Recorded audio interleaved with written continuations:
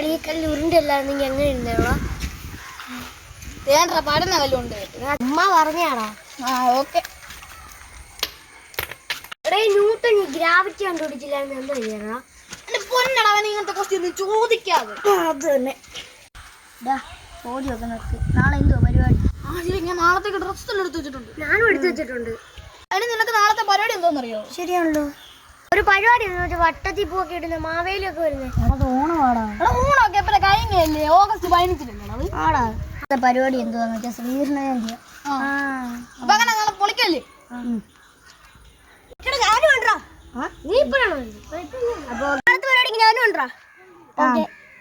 നാളെ എങ്ങനെ ഡ്രമ്മൊക്കെ എടുക്കണ്ടേ? എടാ മോനെ, നാളെ കരോളൊന്നും അല്ല. അപ്പൂനോടും കൂടെ പറയാം.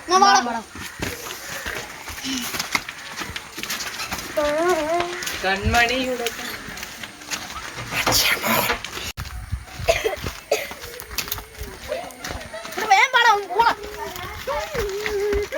ഞങ്ങളും കൊണ്ടേ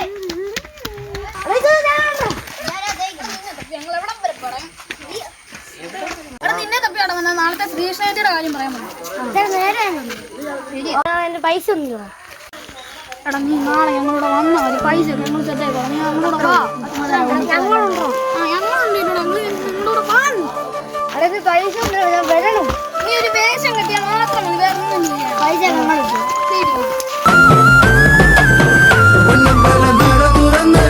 മഞ്ഞമുണ്ടും മടക്കി കുത്തി പടയ്ക്ക് നീ ഇറങ്ങി വായോ. പകച്ചു നിൽപ്പു ഭാവം അർജുനൻ. സുദർശനം എഴുന്നറിഞ്ഞ് അസുരന്റെ തലയറുത്ത് അവ